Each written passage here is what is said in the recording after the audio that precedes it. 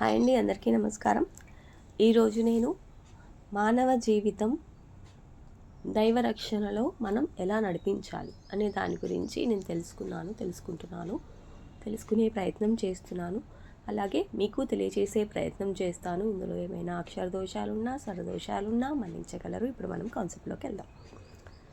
మానవ జీవితం దైవ రక్షణలో జాగరూకతతో నడిపించాలి.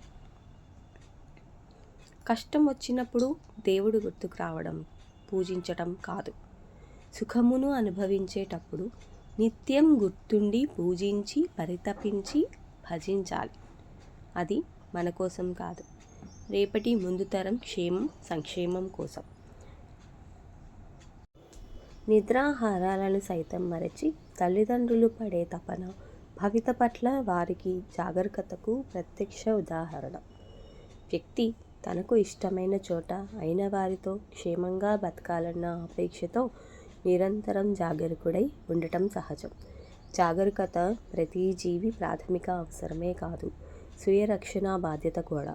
ప్రాపంచిక విషయాల పట్ల వ్యక్తి చూపే దృక్పథమే ఆ వ్యక్తికి ఆయా అంశాలపై ఒక వైఖరిని ఏర్పాటు చేస్తుంది. బాల్య, యవ్వన, ప్రౌఢ, వృద్ధావస్థలలో ఆయా విషయాల పట్ల ఆ వైఖరి స్థిరంగా ఉండకుండా మారుతూ ఉంటుంది. జీవిత ప్రయాణంలో ఎదురైన అనుభవాలు, కలిగిన ఆనందాలు, విషాదాలే దృక్పథంలో మార్పునకు ప్రధాన కారణం కావచ్చు.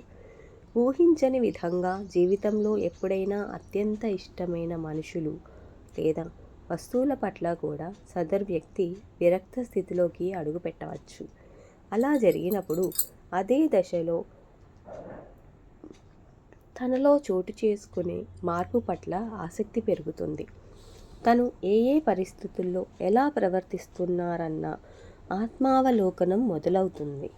ఈ మార్పు అరిషడ్ వర్గాల పట్ల జాగరూకతను పెంచుతుంది. అది జ్ఞానం పెంచుకునేందుకు మార్గాన్ని అన్వేషిస్తుంది. అవిద్య నుంచి విద్యకు తోవ చూపుతుంది. తస్మాత్ జాగ్రత్త అంటూ బోధించిన శంకరుల అద్వైతామృత లహరిలో మనసును ఓలలాడిస్తుంది. వ్యర్థ ప్రేలాపనలతో మట్టి కొట్టుకొని మలినమైపోయిన గుండెగదిని శుద్ధి చేస్తుంది.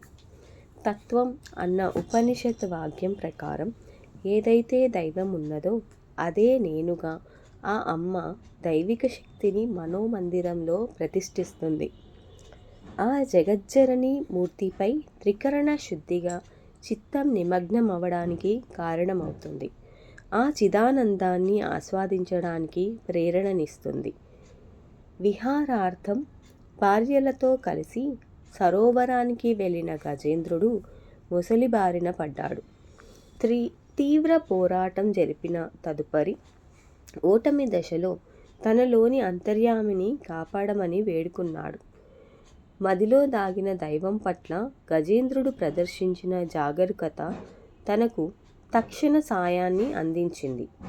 ప్రహ్లాదుడు తల్లి కడుపులో ఉన్నప్పటి నుంచే హరినామ స్మరణతో పునీతుడైనవాడు.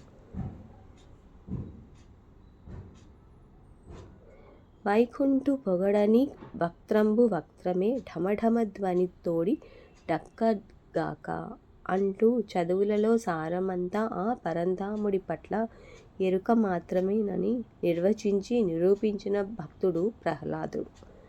అవసరానికో ఆత్మబుద్ధికో మనకు సాయం అందించేందుకు దేవుడు ఉన్నాడన్న తలంపు ఒకంత మంచిదే కదా.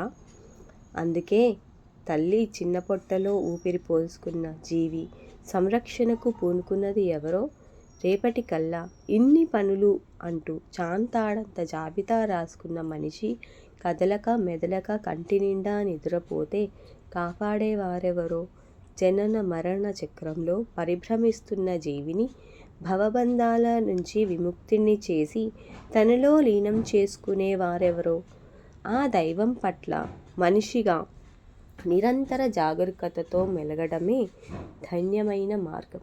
అదే ధర్మ మార్గం కూడా. భక్తితో కలిసిన జీవితం దైవరక్షణతో కలగలిసిన జీవితమే. సర్వేషాం శాంతిర్భవతు. లోకా సమస్త సుఖినో భవంతు. లోకా సమస్త సుఖినో భవంతు. లోకా సమస్త సుఖినో భవంతు. ఈ రోజుకి స్వస్తి.